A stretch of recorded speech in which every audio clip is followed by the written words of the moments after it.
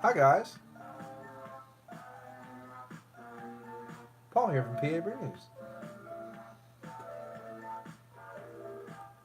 Got a beer here from the Ommegang Brewing Company. Now, are they from Cooperstown, New York? They might be. Let me check it out. Yes, Cooperstown, New York. This is Game of the Thrones. Game of Thrones. Royal Reserve Collection, King in the North, barrel-aged Imperial Stout, coming in at a whooping 11% alcohol by the volume, and of course, based off the Game of Thrones TV series. I don't watch it. It's like Days of Our Lives with Dragons, and you know. But there you go. And this was bottled on. Oh no, actually, there's a best before, and it's best by 10 15 2023 2023. Yeah, I think it was 2023. A lot of these have like a 5-year kind of rotation on the bottling thing. But this can, I mean, technically, if this is properly sealed, this can keep and keep and keep and keep and keep and keep. Actually, some people don't know this. The oldest beer that I've had so far was 32 years old. I drank it on my 32nd birthday, so it was still good. And that was for an extremely royal affair. That was actually for the wedding of Prince Charles and Lady Di. So, I mean, there was definitely some royalty with that one. But again, this is King in the North. And this beer is dedicated to the Jon Snow of the Game of Thrones show. Yo, what's up, Brother Craig? How you doing? Again, 11% alcohol by volume, so we'll go, hopefully, I think it's just capped. It's got a little bit of a steel top, but it's, did that just break? Wow. Good job, guys. Oh, we'll peel it. I got fingernails. We'll peel it. We'll be fine. We can do this. See? We got it. Ouija board opener. Should be a little bit of a hiss. Not too much. Actually, that was a... Okay. There we go. Let's get into this big beer. This big beer. Water. I haven't actually seen any of my friends review this. Apparently, this is more of a traditional Imperial Stout. I was hoping it wasn't a Belgian Imperial Stout. I'm not a real huge fan of Belgian Imperial Stouts. Just too carbonated, too thin. I like the fruit forwards, that kind of star anise fruit forwards, but they're just a little bit too... I like a good Imperial Stout, you know? And this is bourbon barrel aged. What bourbon? I don't know. There's a lot of writing on here, and it's very small. It's going to hurt my eyes, but I'll give it a go. I will give this a go, guys. Okay. Up to the light, pinnacle of a ruby hue at the, little bit of a ruby hue at the pinnacle of the glass. You have a slight tannish head, kind of rocky in parts. Tight bubbles now and again, but kind of rocky, kind of almost a root beer float kind of a head right there going on. Wafted around. Sheets and blankets and comforters of 11% alcohol legs, this beer legs is kind of sticking around. Actually, just coating the glass really nice. It's trying to lace. I can see it trying to lace, but there's, like I say, sheets and blankets and comforters of alcohol legs just sticking to the side of the glass. I can see different layers and layers as I swirl the glass around. Different layers are appearing and disappearing. Very nice. Very nice. So, let's get an aroma on this big beer, King in the North, by Ommegang, a brewing company from Cooperstown, New York. Here we go. I haven't had a bourbon barrel aged Imperial Stout in quite a long time, which is really surprising because I'm a bourbon barrel aged Imperial Stout junkie. I've got one right there, but it's going to New York. So here we go. Cheers.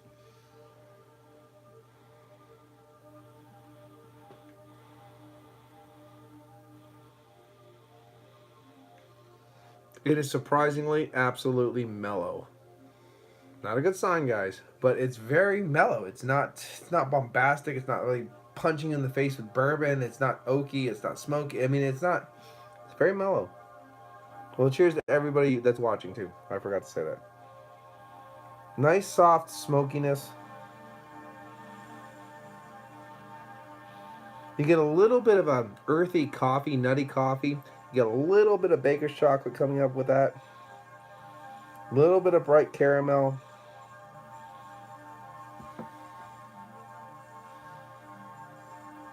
Oh no, you're to me, Lee, you will always be the king of the north. Don't let the haters hate. All right, motherfucker. You know what? It smells like a nice, subtle, but rich Imperial Stout, but it doesn't smell like a bourbon barrel aged Imperial Stout. I think Lee knows exactly what I'm talking about when it comes to that. I'm not getting bourbon. I'm getting a little bit of a burnt caramels, like that kind of nice, bright, peppery caramel. But it's not a bourbon bright, peppery caramel. It's more just in the malt bill, in the grains. It's kind of like a companion to that nice little roasty coffee and a little bit of that nice baker's chocolate. It's not coming as a forefront of a barrel aged beer. So I understand too, not to discredit or credit the brewery for this, but they are a bigger brewery now, and they have to satiate a very large volume of people. Yeah, so exactly. People bourbon barrel age red ales for some fucking reason. Why? Because they're Canadian. Well, who knows? I don't know. Anyway, let's try to get into this and see what we think about the King in the North. Is it as underwhelming as the show? Let's find out. Cheers.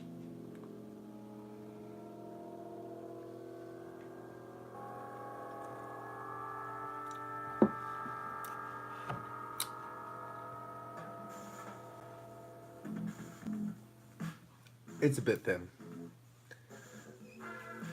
It's like it is a medium. It's a high side of a medium body at best. It's a bit thin. See, when you have to, I have to understand. Like when I see this, it's marketed. I don't know if I say that. Why does that word sound so weird right now? I'm not high. I don't think. Marketed to a different type of beer drinker. You know what I mean? Like when it says thick, bourbon barrel, rich, full bodied and stuff. These aren't like normal terms that you would go for a craft beer drinker. Well, I'm not saying craft beer drinker, but a drinker of like huge Omnipollo kind of, Evil Twin, McKellar. I mean, just kind of throwing some names out there that make literally chewable, huge bourbon barrel, amazing beers. You know what I mean? This is a high side of a medium body, tickling the balls, maybe like rubbing the taint of a low side of a full body. The bourbon is so damn subtle you could barely tell it's there.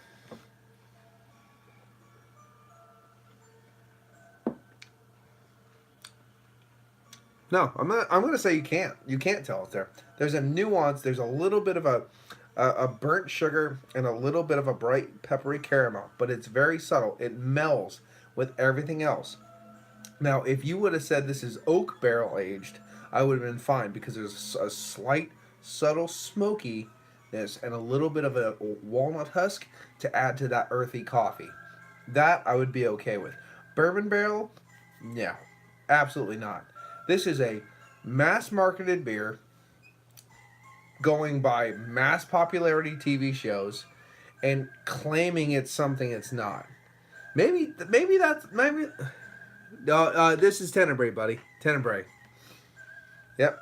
Oh, don't worry. Let me help you out there because you're gonna like this as much as I am. Yeah. Let me just say this is.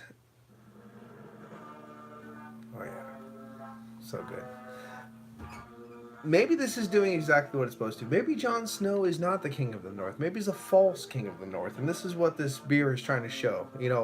It's just trying to show that it's something that it's not supposed to be. I don't know, because this is a very thin beer. It has subtle but nice qualities, but it is not a true big, robust, thick bourbon barrel aged Imperial Stout. If you put this up against the heavy hitters, this is going to fall to the wayside. It can't stand up to the frost giants in Jotunheim. You know what I mean? That kind of thing. And that's not that kind of King of the North. That's real shit.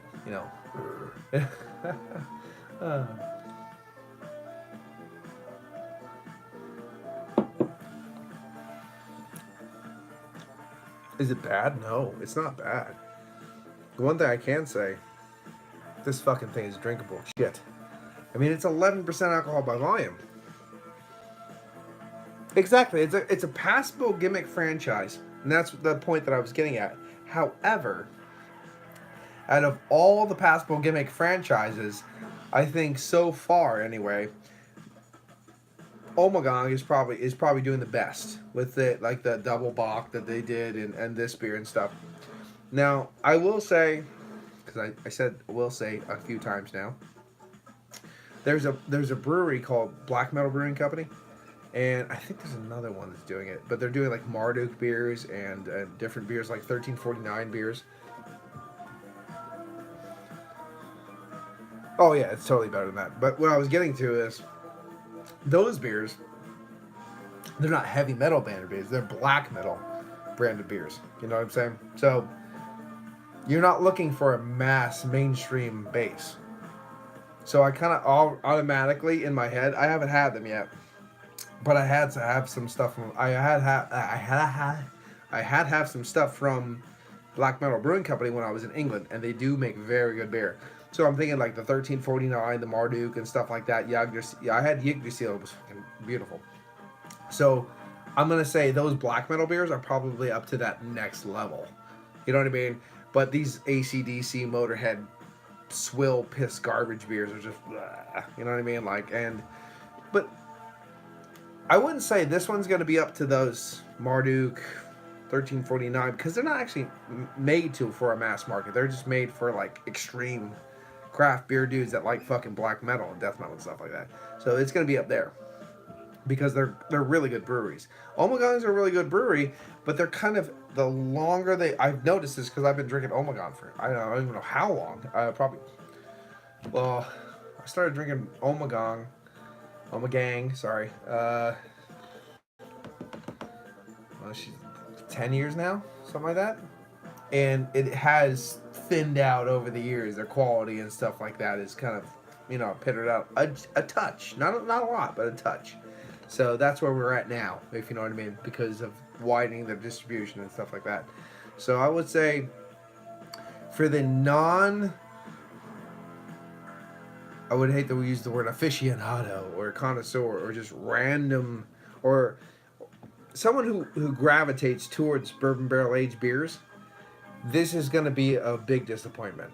But to the non-craft beer drinker or to the non-bourbon barrel aged beer drinker, this is going to be some heavy hitting shit. I mean, so you have to look at both sides of the spectrum. It's a double-bladed sword. You got the guys, that's going to hate it because it's not enough, and you have the people that hate it because it's too much. You know what I mean? Maybe that's what a king needs to have. It needs to have haters on both sides. I don't fucking know. I'm trying to make a little euphemism out of the whole deal, but it's not working. See, it even pours very, very mahogany hue, brown, those kind of qualities, caramel qualities. It's not pouring rich and thick and dark. Now, be that as it may, I want to take one more sip and talk about the beer just a little bit since I've been pontificating about bullshit. So here we go.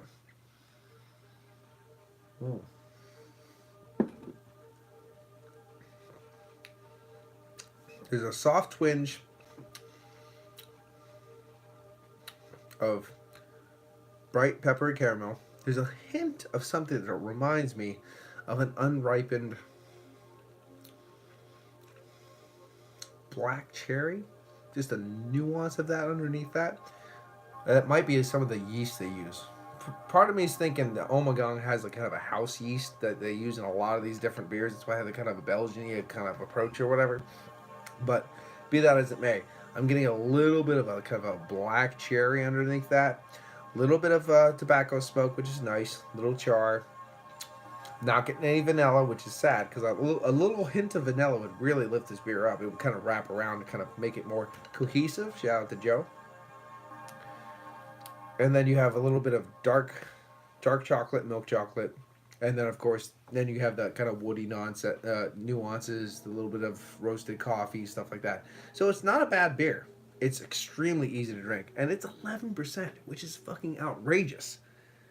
I don't know. I mean, I know I've drank a lot of fucking beers, but at the same time, I feel that this, if you had a baby palate like Chris used to have from off the 10th, I think he would still be able to appreciate this. You know what I mean? It was $11.99. That's a for the people out there who would buy a beer at that price range. I think they would get a lot out of this beer. Say that. Mm-hmm. When I actually drink it in, because of that kind of burnt tone, it actually does remind me.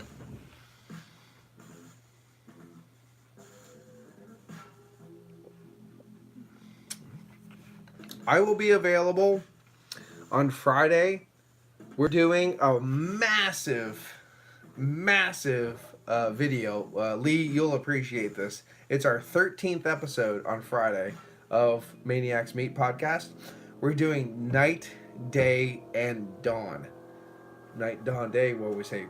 We actually were calling it dawn, day, night. You know what I mean? Because we're doing all three films in a row with soundtracks and alcohol. So we're gonna get pretty fucking shitty. But it's gonna be like 3 hours long probably, and then we're gonna do Bomber after that, which is gonna be a slasher Sunday from 1965, and we're gonna try to encompass that in a seemly manner of time.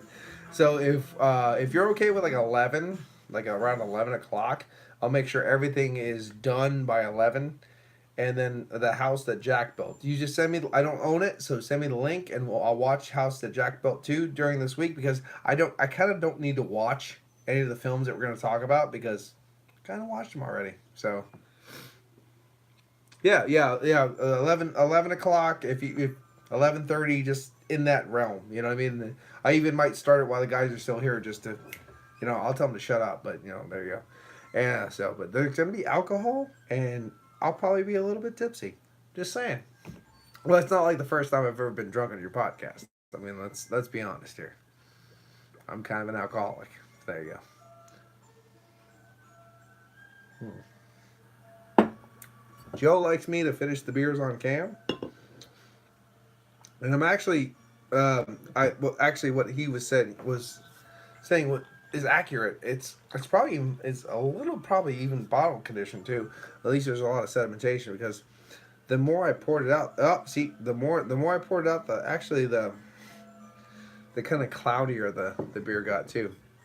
I do believe this isn't a Belgian beer. It's not a Belgian IPA or no, IPA. A Belgian. I see all these damn IPAs next to me. A Belgian Imperial Stout. But I do believe there is a hint of a house yeast in there, which gives a little bit of a fruit flavor underneath that, more so than your typical English ale yeast would do. Which was what a good Imperial Stout should be made with, a nice, rich ale yeast. Wow. This is underlying carbonation that I didn't actually notice, because I got the burps all of a sudden. Cheers.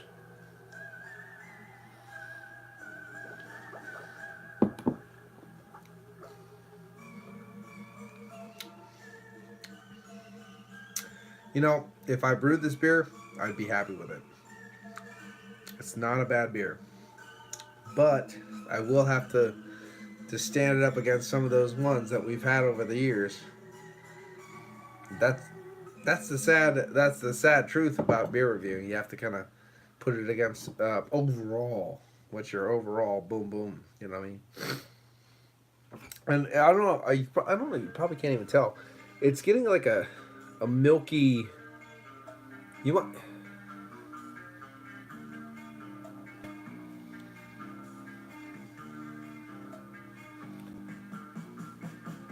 You see that? It's getting a little bit of a milky haze to everything too. The more I put in, there's a little bit of a brown hue to it. Brown hue.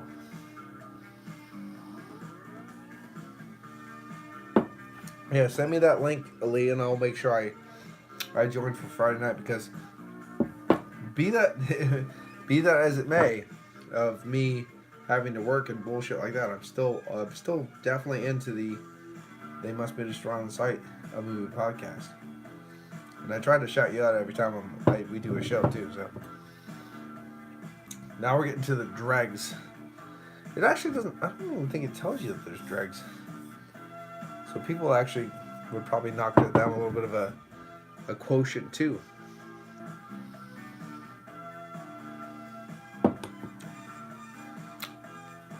I don't know. The thing that pisses me off about this beer is where the fuck's the bourbon? Where is it? Like, really, where the hell is this bourbon? There's nothing in here. I mean, there's nothing that tells me. I could drink Imperial Stout. If Imperial Stout, it has a lot of very similar characters. There is no damn bourbon in this beer. What a fucking fail. What an absolute fail. I love the fact that it's 11% and everybody in PA, because let's face it, there's a lot of fucking alcoholics where I live. And they would love the fact that this is easy to drink. But there is no bourbon in this. And the other thing is, it didn't mention, I don't think, that it's barrel conditioned. Let's see. King of the North. Barrel Aged Imperial Stout. A beer for Jon Snow. A rich, bold Imperial Stout aged in bourbon barrels. Dark, aromatic, and full-bodied. It's a fitting companion for a long, dark night. No. Absolutely not. Absolutely not. What a bunch of bullshit. Okay, let's look at this one. As the war for the Seven Kingdoms rages, blah blah blah, to a climax, Ommegang presents the Royal Reserve Collection. This collection of 4 exclusive and extremely limited release ales, available in 2018, is brewed as an homage to the 4 epic figures still standing against the annihilation of mankind. King of the North. Why would you want to not annihilate mankind? We're fucking horrible. Haven't you realized that yet? I mean, I think Lee will agree with me on this one. We're better. The Earth is better off without us. Okay. A beer for John is an Imperial Stout aged for over 6 months in bourbon barrels. The beer is black as pitch. Wow. With rich aromas of roast, bourbon, and chocolate, a fitting companion to a long, dark night. King in the North is a final release in our Royal Reserve series. The beer represents what a court brewer would offer a noble lord or lady, perfect balance and pure drinking pleasure. It is okay. Like, if I was the lord, let's just put this in perspective, considering I know what I like, and his squire would be like, "Oh Lord, here's this," I would be like, "You're dead." The end. Like, okay, dead. Throw it to the dogs. Rape a wench, preferably in the butt. Kill the bastard. Get another one, and just do it until someone gave me something I liked. And this is okay. And the thing is, it doesn't actually say anywhere. I have to make it a point because, as beer drinkers, it doesn't say anywhere that there's a big chunk of sedimentation at the bottom that's going to make your beer even worse and even worse and even worse to your common beer drinker. Because now it's like a thick, gloopy, weird, and not in a good way, like sediment-filled brown mess. Okay? Like, that's a big deal to most non-beer drinkers or non-craft beer drinkers. What in the fuck is this?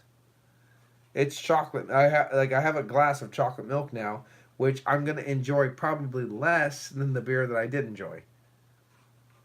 Now it seems like I'm bitching, but I guess I'm bitching. So there you go. I'm bitching in the kitchen and crying in the bedroom all night.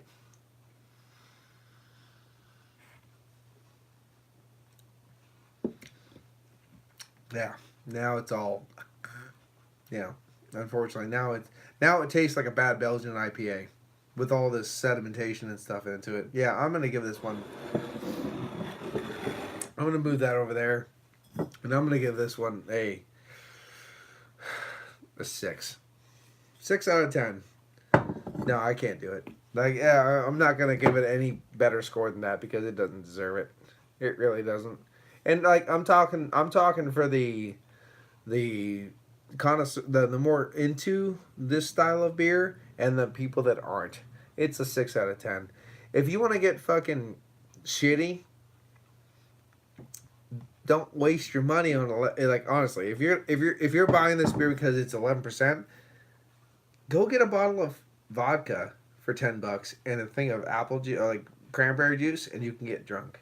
Don't worry, it works. But if you're looking for a nice imperial stout, it's nice till about right there, and then the rest of it's shit. So yeah, if you want a nice bourbon barrel aged imperial stout, all of this is shit. I guess that's an honest assessment of what's going on in this bottle.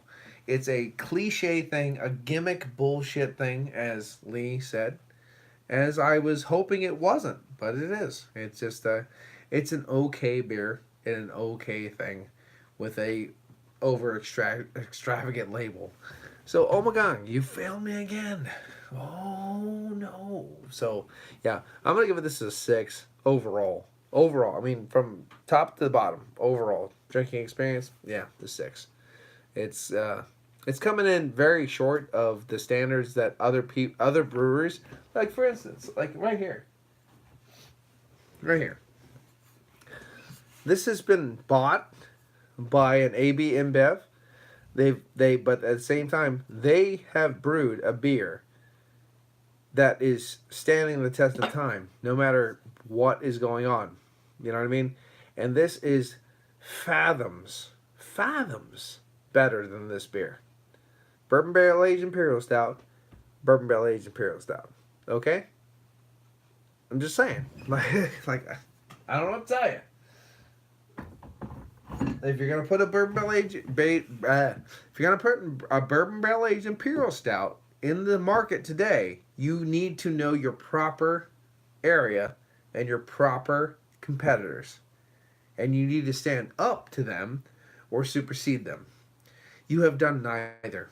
You fucking worthless shill of a brewery. You fucking suck. This is getting a 6 because I feel nice. The end. Goodbye. Don't waste your. Think about all these other great breweries that you can buy for 20 quid a bottle. Jesus, holy mother and Joseph. Don't fucking do it. And the more I think about it, the more I pontificate on this, the more angry I get. Yeah. This has been a giant waste of my time, your time, my time, this money. $11.99? Yeah. I wish I could get my $11.99 back. So, yep. 6 out of 10. I'm sorry, buddy. If I get you guys on, I'll just bring it over with me. If I get the money, I'll just bring it with me. So there you go. Easy. Easy peasy lemon squeezy. I'll just bring it over with. Just like I brought the CBS over with me, I'm bringing the Goose Island over with me. Anyway, not to sound like a dick, I'm just saying. Excuse me, man. There's a lot of carbonation. You don't feel it at first, but you're burping for a week. Anyway, 6 out of 10. Wow, still burping. Damn. This has been Paul for PABrewNews. I'll see you on the next one. Sorry. It is what it is. Hey, on Friday, 7:30 p.m., Maniacs Meet Podcast. We're doing night, day, and dawn. After that, look for Slasher Sunday coming up with Bomber. And after that, the 1500th video on my channel. Cheers. See you later. Cheers, brother. Cheers, brother Lee. Cheers, brother Craig. Bye-bye. Watch that finger.